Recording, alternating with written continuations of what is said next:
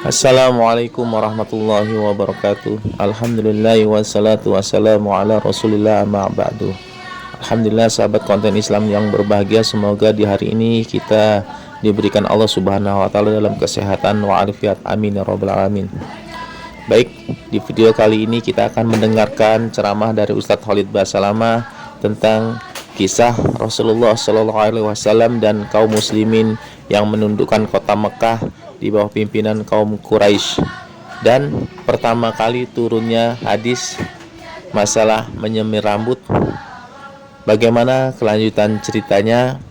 Baik, sahabat konten Islam yang berbahagia, kita simak saja video dari Ustadz Khalid Basalamah. Tolong ditonton hingga selesai agar kita tidak gagal paham.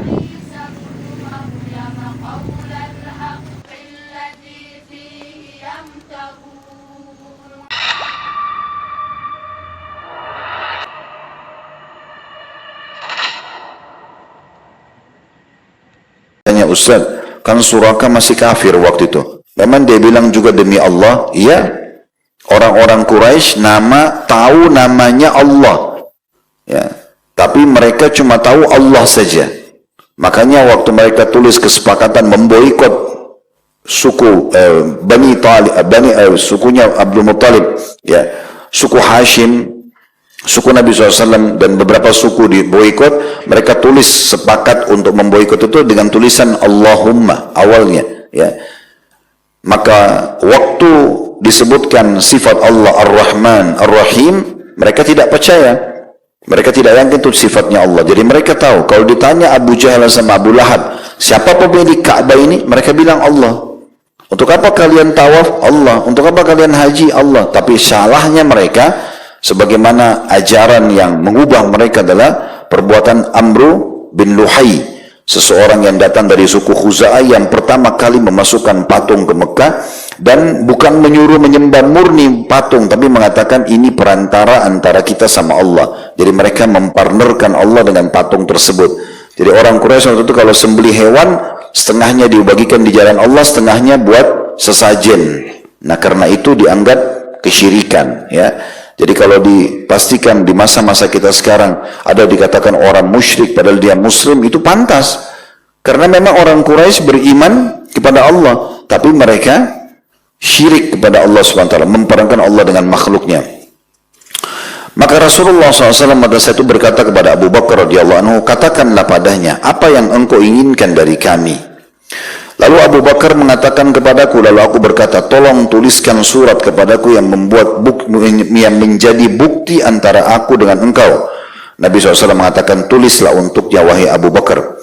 Lalu ia pun menulis surat kepadaku di dalam sebuah tulang, dalam kurung kain tambal atau sobekan kain. Kemudian ia melemparkannya kepadaku, lalu aku mengambil dan meletakkannya di dalam sarung anak panahku. Kemudian aku pulang. Aku diam dan tidak dapat mengingat lagi sesuatu pun dari apa yang terjadi. Suraka kembali pulang ke tempatnya, lalu ia mendapati orang-orang yang datang untuk mendapatkan berita tentang Rasulullah SAW. Lalu dia berkata kepada mereka, pulanglah, aku sudah pergi kemana-mana untuk mencarinya. Tentu kalian sudah mengetahui bagaimana ketajaman dan keahlianku dalam mencari jejak.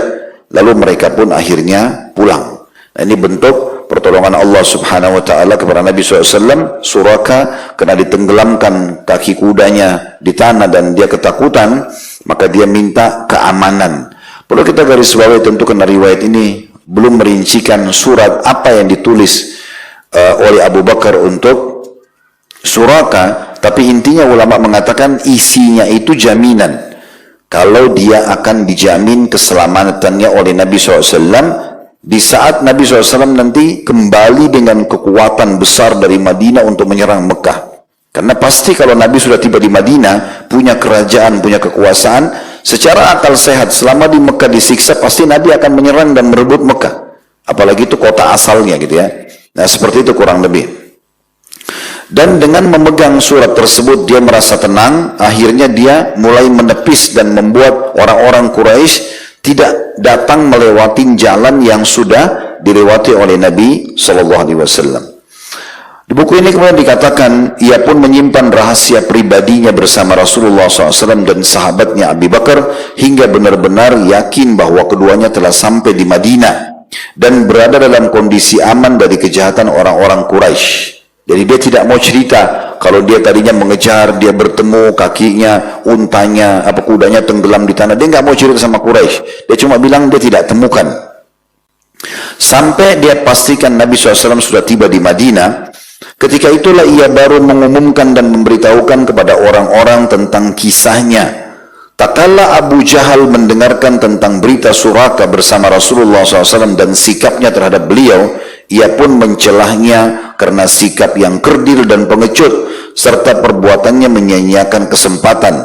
Namun Suraka merespon celaan tersebut dalam perkataannya yang masyhur. Dia mengatakan, wahai Abu Hakam, demi Allah, andai engkau menjadi saksi atas urusan kudaku ketika kaki-kakinya terbenam, niscaya engkau tahu dan tidak meragukan lagi bahwa Muhammad adalah seorang Rasul dengan bukti yang nyata. Siapa yang mampu melawannya? Jadi Suraka menjawab Abu Jahal waktu itu yang merupakan pemimpin Mekah, kamu nggak tahu sih seperti apa kejadian aku sama kudaku. Kudaku ini kuda kuat, aku sendiri mahir berkuda, tidak ada sesuatu yang di situ yang harusnya bisa membahayakan tanah biasa, tapi kakiku, aku bisa jatuh, kaki kudaku tenggelam tiba-tiba. Kuda kan juga responnya harusnya dia kalau jatuh dia bisa berdiri lagi, tapi ini nggak bisa, tenggelam. Dan aku pada saat mau keluarkan kaki kudaku nggak bisa, diserang oleh tiupan angin. Itu kau nggak lihat, saya lihat gitu. Dan kejadian ini sudah cukup membuktikan kalau dia adalah seorang nabi. Abu Jahal pun sudah tidak membahas lagi, berjalanlah hari-hari. Setelah itu ternyata Nabi Muhammad SAW yang dulu keluar dari Mekah sebagai orang yang terusir, terlantar dan sembunyi-sembunyi di tengah kegelapan malam, kembali lagi kepada Mekah sebagai seorang pemimpin yang menaklukkan, dikelilingi oleh ribuan pedang berwarna putih dan tombak-tombak berwarna merah kecoklatan. Maksudnya kisah tadi Suraka sudah selesai. Penulis mau mengatakan kepada kita, setelah Nabi SAW hijrah di Madinah, berjalanlah sekian tahun, tepatnya di tahun ke-8 dari masa hijrah, maka Nabi SAW menyerang Mekah. Tentu ini kisah panjang ya, karena adanya kesepakatan Hudaybiyah dulu, lalu dikhianati oleh Quraisy. Ini sudah kami ceritakan panjang lebar. Ini kalau mau diceritakan ini panjang, berhari-hari, tentang bagaimana kehidupan Nabi SAW dari tahun pertama Hijriah, tahun kedua, tahun ketiga, tahun keempat, peperangan Badar, peperangan Uhud, peperangan Uhud, peperangan Khandaq, peperangan Bani Mustaliq, ya, kemudian kesepakatan Hudaybiyah, kemudian penyerangan Khaybar, kemudian terjadilah penyerangan kota Mekah. Itu cerita yang sangat panjang kalau mau dirincikan, tapi sudah kami sampaikan alhamdulillah. Ringkas cerita, Nabi SAW datang pada saat itu dari Madinah dengan 10.000 pasukan perang dan berhasil menaklukkan Mekah tanpa perlawanan. Dan ternyata para pemimpin Quraisy yang dulu mengisi bumi dengan kekejaman dan kebengisan datang menghadap Nabi SAW dengan penuh ketakutan sambil mengharap belas kasih dari beliau, lalu berkata, apa yang akan engkau lakukan terhadap kami? Perlu teman-teman ketahui ya, di masa itu sekaligus juga dengan hukum Islam sebenarnya ya, kalau satu pasukan besar masuk menyerang sebuah wilayah dan berhasil menaklukkan, kira-kira teman-teman, apa yang akan dilakukan oleh pasukan yang menang ini? Bebas, kan itu. Mereka mau bantai orang kota itu, mengambil hartanya. Kisah-kisah peperangan masa dulu, itu mereka kalau menang pasti mereka bumi hanguskan tuh. Kota itu dibakar semua rumah-rumahnya, diambil hartanya, manusia yang dijadikan budak, baru mereka pulang ke negerinya. Begitu cerita mereka dulu. Jadi itu peperangan umumnya begitu, di negeri manapun di muka bumi ini. Ada juga yang datang menguasai lalu jadikan sebagai wilayahnya. Yang mengakui mereka jajalah. Mereka mengakui maka mereka aman. Tidak mengakui mereka dibunuh. Dan seperti itu. Dan seterusnya. Maka orang-orang Quraisy waktu lihat Nabi SAW masuk dengan 10.000 pasukan. Dan sebelum Nabi SAW masuk, Abu Sufyan sempat melihat pasukan tersebut. Dan dia masuk Islam. Walaupun masih terpaksa awalnya dia masuk Islam. Karena takut melihat pasukan muslimin yang sudah ada di depan pintu gerbang Mekah. Di malam hari orang-orang Mekah belum punya persiapan. Kekuatan pasukan Quraisy waktu itu di Mekah yang siap pun itu paling 2.000-3.000 orang, nggak lebih dari itu. Itu pun harus butuh persiapan. Maka dia pulang ke Mekah, dia sampaikan orang Quraisy, Muhammad sudah depan pintu gerbang dengan 10.000 orang pasukan, saya lihat sendiri. Maka serahkan kota ini. Pada saat itu Hindun istrinya, walaupun nanti masuk Islam, dia sangat marah dengan suaminya Abu Sufyan karena ayahnya, pamannya sama kakaknya, ya, Walid, Syaibah itu terbunuh di perang Badr, gitu kan? Dia jengkel, itu yang sebabkan kenapa dia suruh Wahsy untuk membelah dadanya Hamzah, mutilasi di perang Uhud dan seterusnya. Dia mengatakan, laki-laki ini bohong, suaminya sendiri. Gak mungkin, supaya Quraisy jangan ketakutan. Kata Abu Sufyan, jangan dengar perempuan ini. Dengar saya lihat ini gak benar, ini ribut suami istri. Sampai Hindun saking jengkelnya dalam buku sejarah mengatakan, bunuh saja orang ini. Begitu mereka cekcoknya. Kata Abu Sufyan, terserah kalian. Tapi ingat, saya sudah dapat jaminan dari Muhammad langsung. Karena sempat Abu Sufyan minta, apa jaminan anda? Kalau anda masuk ini supaya tidak terjadi pembantaian. Kata Nabi SAW, siapa yang masuk rumahnya Abu Sufyan, dia aman. Kata Abu Sufyan, ya Rasulullah, rumah saya kecil. Orang Mekah masuk semua, rubuh rumah itu. Baik, siapa yang masuk ke masjid Ka'bah, dekat Ka'bah, Masjidil Haram, dia juga aman. Kata Abu Sufyan, belum cukup ya Rasulullah. Karena dia sudah masuk Islam, walaupun terpaksa itu masuk Islam ya. Belum cukup, orang Mekah semua masuk. Lokasi Masjid Haram bukan kayak sekarang, antum bayangkan. Masih sekitar Ka'bah kecil banget waktu itu. Apalagi penuh dengan patung-patung, 360 patung di situ. Patungnya mungkin lebih banyak daripada orang tawafnya gitu kan. Maka Nabi SAW mengatakan, siapa yang masuk ke pintu rumahnya dan dia tutup, dia aman. Maksudnya, udah, dia nggak ikut-ikutan menyerang muslimin. Tutup pintu, udah, itu berarti bentuk mereka menyerah. Kata Abu Sufyan, kalau ini cukup ya Rasulullah. Abu Sufyan bilang, ini jaminanku. Yang mau dengar saya silakan lakukan. Tidak mau dengar perempuan ini ikut, terserah. Gitu kan? Maka semua orang ikut Abu Sufyan. Lari masuk ke rumahnya, ada yang masuk rumah Abu Sufyan, ada yang masuk ke masjid. Jadi waktu Nabi SAW masuk ke Mekah itu, jalanan semua kosong. Takluk Mekah, gitu kan? Dan ini, kalau dalam strategi perang, Nabi bebas nih, mau ngapain apa saja. Semua satu kota bisa jadi budak, semua rumah ini jadi harta rampasan perang. Nabi mau suruh bunuh siapa terserah gitu. Dan Nabi sudah bilang, ada 9 orang namanya disebutkan oleh Nabi, itu ditemukan, bunuh mereka walaupun bergantung di Ka'bah. Padahal di Mekah itu sebenarnya kan tidak boleh membunuh gitu ya. Apalagi dekat, tapi di saat itu Nabi SAW diizinkan. Di antara nama-nama yang disebutkan adalah Hindun, istrinya Abu Sufyan. Wahsy yang membunuh pamannya Nabi SAW, gitu kan? Dan beberapa orang-orang yang lainnya. Yang jelas waktu itu Nabi SAW masuk menguasai Mekah dengan kekuatan yang luar biasa, dan terjadilah banyak hal di situ, pembebasan kota Mekah ya, masuk Islamnya Abi Quhafa, ayahnya Abu Bakar dalam kondisi sangat tua, kemudian rambutnya sudah putih semua, alisnya putih, jenggotnya putih. Lalu Abu Bakar menggendongnya datang kepada Nabi SAW. Nabi mengatakan, hai Abu Bakar, harusnya kami yang mendatangi ayahmu, jangan dia mendatangi kami gitu ya. Kata Nabi SAW, tidak ya Rasul. Kata Abu Bakar, tidak ya Rasulullah. Lebih pantas dia mendatangi anda. Maka dia pun masuk Islam Abi Quhafa, dan disitulah keluar hadis tentang bolehnya mewarnai uban. Karena kata Nabi SAW, bawalah ayahmu ini kepada salah satu istrinya. Karena beliau kalau salah punya 2 orang istri dia. Bawalah agar mewarnai rambutnya yang putih itu hanya saja hindari warna hitam.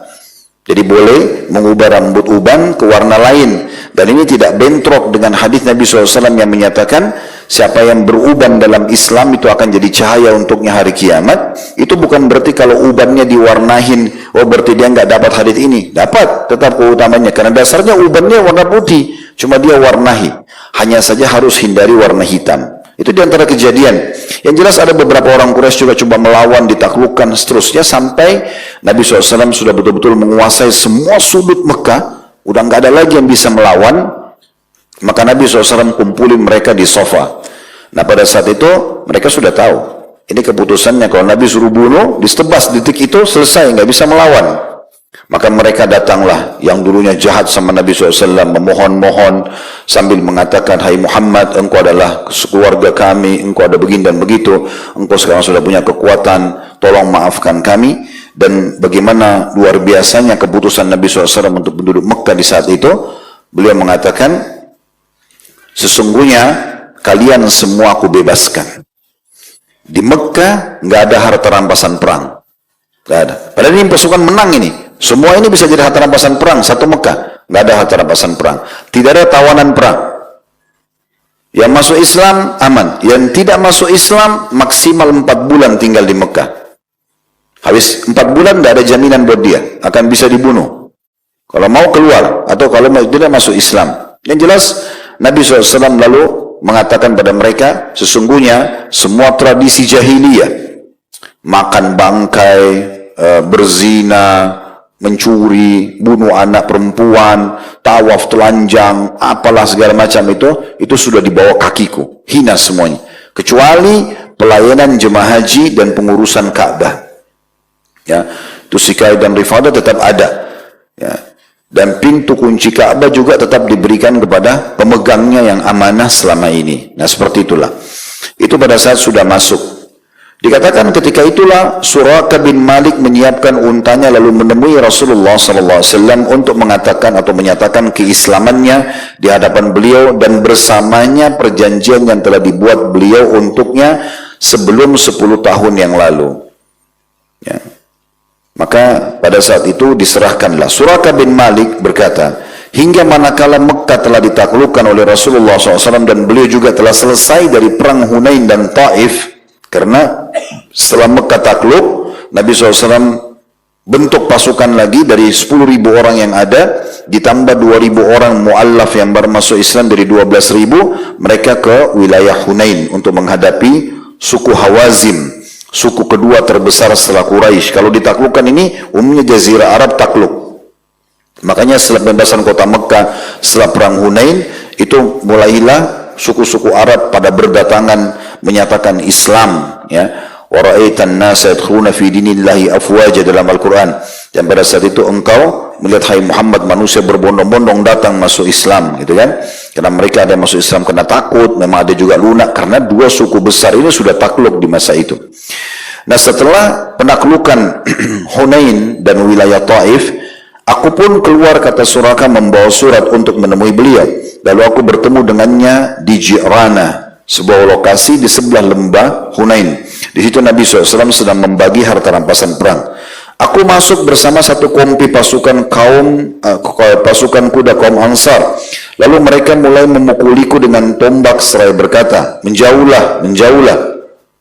Apa yang kau inginkan? Maksudnya muslimin khawatir jangan sampai Suraka ini mau menyerang Nabi. Lalu kata Suraka, demi Allah seakan-akan aku melihat betisnya, ya, maaf. Dikatakan, lalu aku mendekati Rasulullah SAW yang berada di atas untanya, demi Allah seakan-akan aku melihat betisnya dalam pijakan dari kulit seperti buah anggur yang lunak.